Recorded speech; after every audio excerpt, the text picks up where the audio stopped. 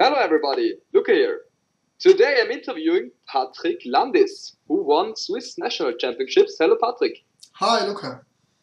So, we're having a look at your deck right now. You decided to play Seismitoad Slurpuff, Yes, as sure. you can see.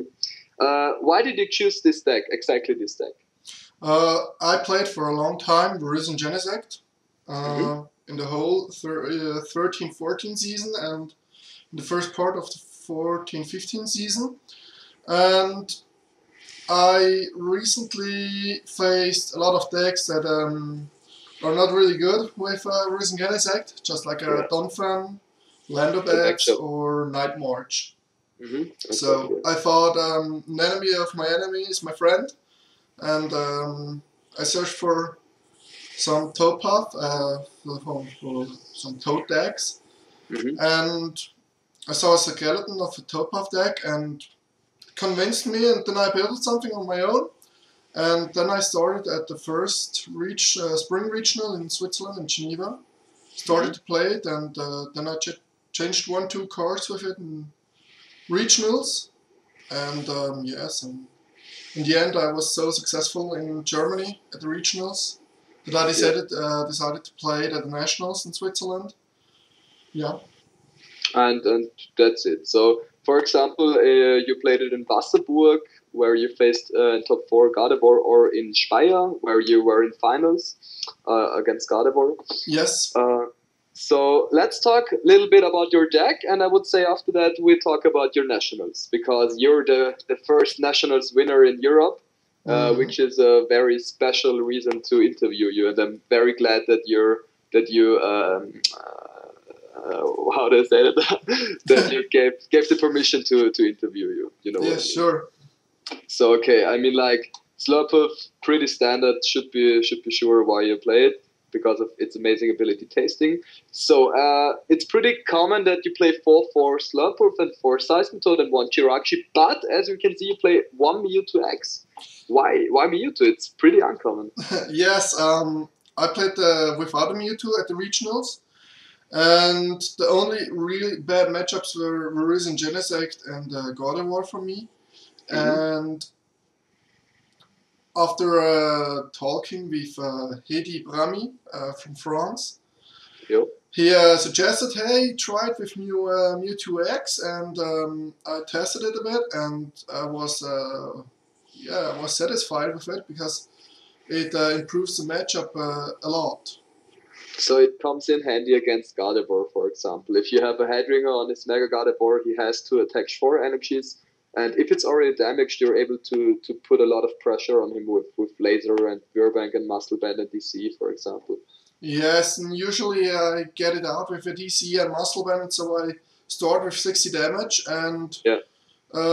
yeah, usually against Rising, Genesect, or Gardevoir, they have 3 or 4 energies, maybe with Headringer then, and this is about 120, 140 damage plus I may do. Sometimes I get the time to attach a second DC, and then I have a base damage of 100 damage, so I can one-hit knock out with Mewtwo, which Pretty is amazing. Yeah.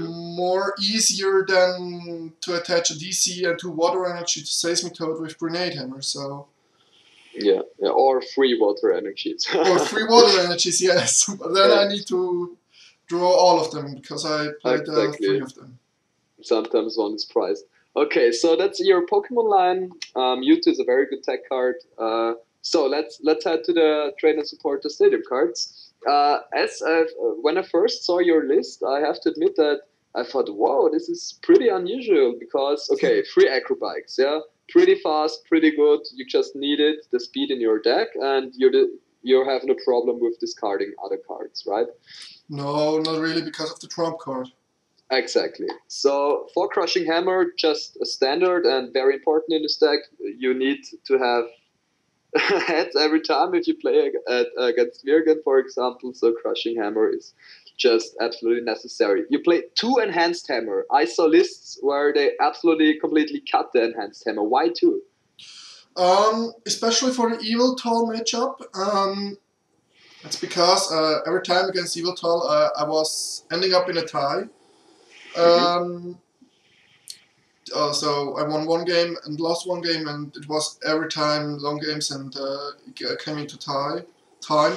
And it is really a combination of enhanced hammers and head ringers. So when they're using their evil toll, I head ringered them, so they were not able to do Y-Cyclone with the darkness and the DCE, so they needed to let it in front with the evil toll. So in the first time I needed to enhanced hammer it, and in the second time usually gets knocked out in the second attack then. So you just to have it. Yeah, I thought about to play just one hammer, but the problem with one hammer is when you draw it, it's more lucky then. So I wanted to be more sure to draw the enhanced hammers then. Okay. So, 4 Toxic Laser, just also absolutely necessary in this deck. So, and now we come to the interesting card, Scoop Up Cyclone, as your ace spec for this deck. Yep. Why not Computer Search? I saw many lists playing Super Scoop Ups and Computer Search, and then they didn't have the space for the cards I had in my deck too. Usually with the water energies then, they cut the water energies then too. And Super Scoop Up is flip based also, and the deck is flip based enough. And yeah, true that. When I have a Scoop Up Cyclone in my deck, so when it's not priced, I know I have for sure when my Seismitoad has 150 damage, and when I reach the Scoop Up Cyclone, I have 100% pick up. I may pick up the Seismitoad, the DC, and the Muscle Band. Then I can promote the Slurpuff with the Floatstone usually on it, draw an extra card, and attach everything down again with the Seismitoad. And attack with a new Seismitoad. Attack with the fresh Seismitoad then. And, exactly.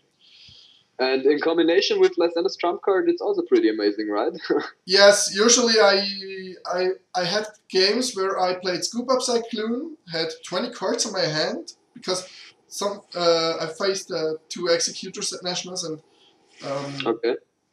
when how should I tell it? They both played no N, and I had 20 cards in my hand, so I played Scoop Up Cyclone and used the trump card then, and had about 3 or 4 Slurpuffs out in the end of the game, and drew the Scoop Up Cyclone in this turn or the turn afterward, and the only supporter I played then was again the trump card to get in the Scoop Up Cyclone. Crazy. So you have 100% Scoop Up just when you, the only possibility to not Scoop Up is when you do not draw it, but in this situation I had 3 or 4 consecutive turns I played a Scoop Up Cyclone then. Amazing. And that's the reason why you won against Executor, I guess. Yes, and it became handy too when I Scoop Up Cyclone the Seismitoad, and then I could promote a Mewtwo with a DC and a Muscle Band then too. So this worked very well also. Okay, so one switch, nothing special to say. You play 1 switch and 2 Floatstone. Yes. I've seen lists play 2 switch and 1 Floatstone. I think it's just your personal opinion about it. I thought about to change it, but I was used to the 2 Floatstones and the switch, because the Floatstone is really important when you have a Mewtwo or Swirlix or Jirachi start. I want to have as many options as possible to when I cannot attack with the Seismitoad, so I attach Water Energy or so. And with the 2 Floatstones I have also the possibility to do this, and it's more lasting in the game. When I have the Floatstone, I don't need to shuffle it back again and draw it again. So okay, so 2 Ultra Ball, pretty standard. Some lists don't play any Ultra Ball, but I personally think that that's just very bad, because sometimes you just have the Ultra Ball and no supporter, and then you're able to search out your Jirachi X for a supporter card. I think Ultra Ball just is absolutely necessary in this deck. So yes, and also with the Ultra Balls and the Jirachi, those are my only cards where I can look through my deck. Yeah. So every time when I play Ultra Ball or Jirachi, I just first checked if I have the trump card in my deck and how many Versus Seeker I have in my deck. That was the first thing, and the Ultra Ball with the Jirachi yes, it's for me, it's a no-brainer to have at least 2 Ultra Balls. Sometimes I thought about to play 3, but in the late game there are 3 useless cards then, because when you have your field out, then you know about to play 3, but you don't need an Ultra Ball anymore. Yeah. Okay, so for Versus Seeker, you just have to play 4 because you're so burning for your deck, and sometimes every supporter card is in your discard and you just have Versus Seeker in your hand anymore. So nothing special to say. Versus Seeker became a staple in every deck nowadays. Yes, sure. Especially the Seismitoad. So 1 Lysander, why 1 and not 2 or 3? Okay, 3 is overkill, but why not 2? I thought about also playing 2, but the most problem I had with building the deck, I didn't want to cut anything else what I had in my deck, so and 1 was enough for me. I had Jirachi in my deck. I had Scoop Up Cyclone to reuse Jirachi, and usually when I played the trump card, maybe I had another Versus Seeker in my hand too. So I first used the Versus Seeker on the Lysander, and then on the trump card, and then played the trump card. So I had the Lysander then afterwards too. So 1 I think is enough in this deck. Yeah. So the rest of your list is pretty standard, except for one thing, that you just play 1 N. Yes. Like, there's just 1 N and not 3 or 2, you just play 1. Why just 1 N? I want to draw cards quickly, and usually I burn everything in my hand. So when either I play a Juniper or I play something like a Lysander.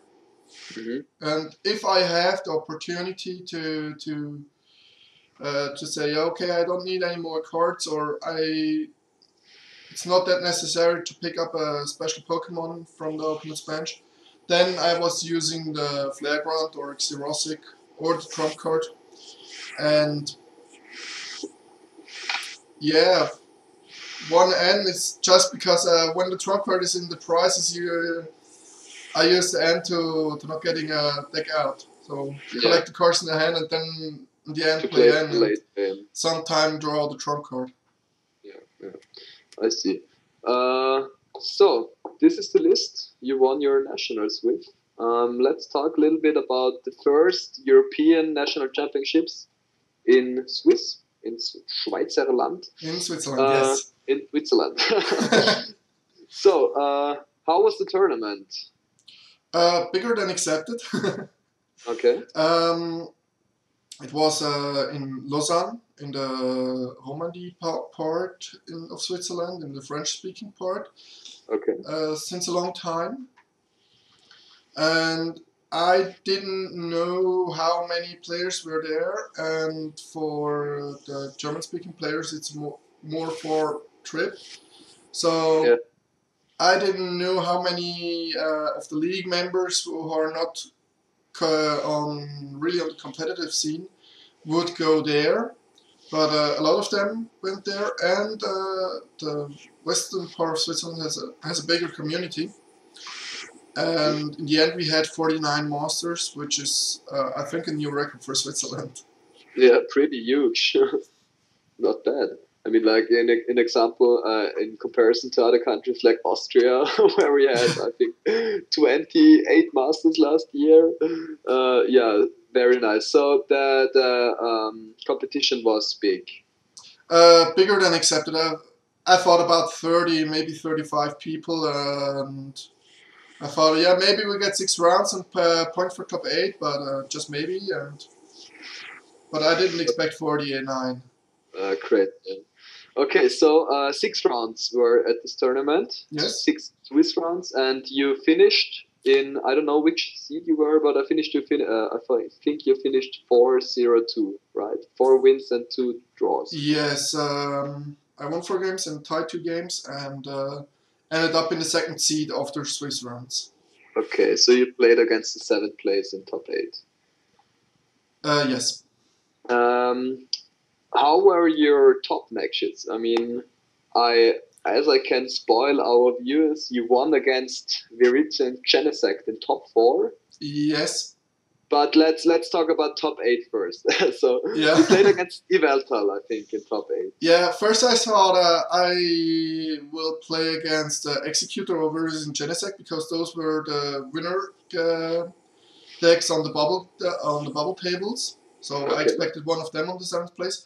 But my good friend Sasha Giger with Iveltal and 3 Seismitoads in the deck went 7th, and we thought no, not in top 8. Maybe in top 4 it would have been good, but not top 8. And I thought, no, with Iveltal I have mixed feelings because every time I tied, it were every time long games. But yes, I went 2-0 in top 8. So you crushed him.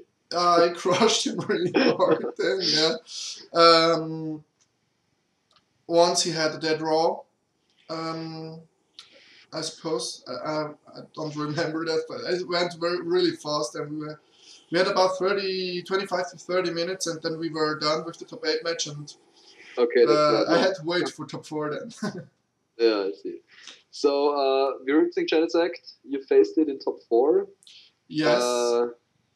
I mean, like, if I had played your deck and faced Viritza and Genesect in top 4, because you really needed to be in finals, at least, in finals, to get in top 22 in Europe. Yes. To get your flight and the day 2 invite for World Championships in Boston. So, 2nd place would have been enough for you. With your actual points, I think before the tournament there were like 625. Is it correct? 612 exactly. Were there. 12. 12. Yeah. Yeah. One league challenge, so 2nd place. If you had finished 2nd, you would have been over 900, and that would have been enough. Yes, this was my goal, my personal goal to achieve first. So I think if I'd been in your situation, I would have been totally down and crushed because so close to the goal, to the finish, and then you have to play against Viritza and Genesect in top 4. So let's talk about your top 4 match. How was that? First of all, when I saw that I was facing against the winner of Viritza and Genesect versus Donovan Grudon, I thought, no, this is the choose between Pest and Cholera or something like this. And Viritza and Genesect won. The one positive thing is I knew his deck because I played it against him in Swiss rounds, and we tied then too. And I knew he was playing Viritza and Genesect straightforward list with Deoxys, and I knew he hadn't any DCE in his deck, which was a little of relief for me because Grass Energy with Headringer. There is no option to Emerald Slash then. Horrible, yeah. And with the Mewtwo, I can just drag out a Deoxys when he starts with it, with just 2 DCs and a Muscle Band then at this point, with no energies on it. The one part of it was we had deck checks in top 4, before top 4. And sadly, he had some league promos, N and Skylas, which are more banded than the other cards of his deck. So, due to the Tier 2 tournament, as Nationals is, and the progress we made there with top 4, he got a penalty of a game loss then. And so I started 1 in advance, so I needed to win just 1 out of 2 games. Amazing. And I was in an early lead in the first game, but then I made a mistake. Which was the mistake? Yes, I switched a Seismitoad, which had 2 DCs, into a Slurpuff, and then played Juniper, because I knew I had both floats in my deck and about 20 cards left in my deck, and 3 Slurpuffs out. And I just thought, yeah, you draw one of the float stones. And in the end, it was 1 card after that, and I ended up not Quaking Punch in this turn, and he was able to energy switch and build his Reason up and use Emerald Slash and have a Genesect with G-Booster out, so not even Mewtwo was safe from it.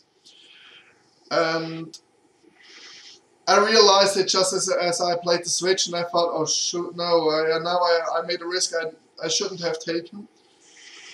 And in the end, I lost the game closely. Because of the G-Booster, then he built up another Genesect with a head. No, he hadn't done any head ringer on it, but he built up another Genesect, and I needed to X-Ball for my prize number 3 and 4. Okay. And then he was out of the lock again, and he had a tool retriever in the hand to pick the G-Booster and attach it in front. So this was G-Booster for game. And the third game was pretty strong, controlled by me. I had that sword that I really needed. He started with Muscle Band and Rising Grass Energy and advanced it. I was a bit more lucky then in this game with the Crushing Hammers. Okay. And was able to force him to attack with the Reason with a head ringer in the end. And as he never played an N, I had also in this moment 20 cards in my hand, and two were I had 2 Versus Seeker, a Flare Grunt, and a Crushing Hammer in my hand. And I was tasting with 4 Slurpuffs. And after all, I drew 1 Crushing Hammer, and I had the heads on the first flip. And then I realized he got annoyed that I have every time heads, but I knew I had another Crushing Hammer and a Flag One and 2 Versus Seeker, and I didn't need to play a supporter, so even if I would have had Tails then in this moment, it wouldn't have changed anything. But you would have had anyway, in other words. Yes, he played an energy and that discarded it right away, so I had everything in my hand, and he never drew into an N, and that was the problem of it in the end. And I finished it with 3 DCs and a Muscle Band on my Mewtwo, and Lysandered his Deoxys, which he started with, and it was like 280 damage or something like this. I did then. Overkill. Yes. Okay, so amazing. So your opponent must have been very frustrated because of that. Yes. I'm acting his face. I would be annoyed as hell. So, yeah. Okay, so that was the top 4 match, and then you continued to the top 2, to the finals. You already knew that you had your top 22 in white. I think that you've been very cool. Yes, at this moment I didn't care about anything, but as I realized what won in the other top 4 match, the other top 4 match was Evital versus Night March, and the Night March won. So I knew I was facing Night March in finals, and I was okay.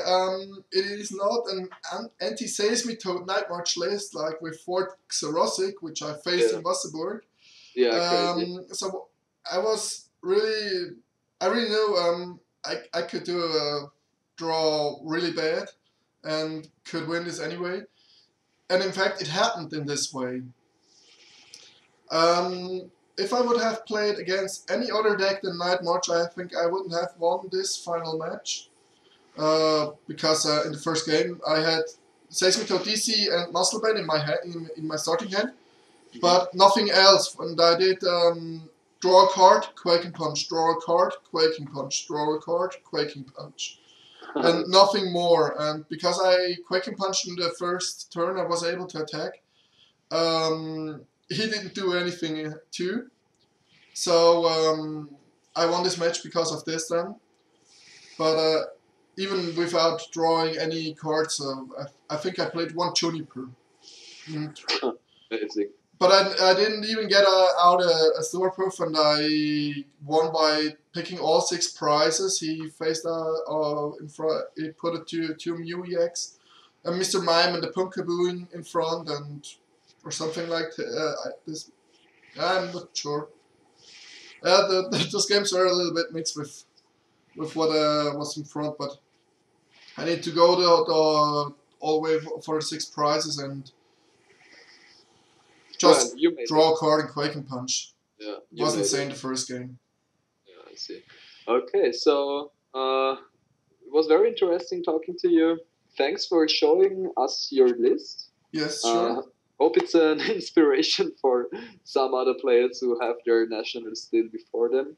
Yes, would you like to say anything else before we finish this video? I just want to thank everybody who helped me to improve the deck. Especially Hedy Brummy, which helped me a lot of deck building. Tobias Mitowski, who provided me 3 Seismitoads because I hadn't those for nationals then. And yeah, I remember he borrowed them to you in Wasserburg. He borrowed me the 3 of them, and I was lucky to be able to play the Seismitoad, and I'm curious what the next set brings for me, especially Rayquaza. Yeah, especially Rayquaza. So our next nationals are going to be the German and Austrian nationals in Stuttgart. Yes. Where our team, Pokemon TCQ Austria, personally will also attend and play there. I hope so. So yeah, that's going to be our next interviews with national champions. Thank you very much, Patrick. Thank you too. And I hope to see you at Worlds in Boston. Of course we do.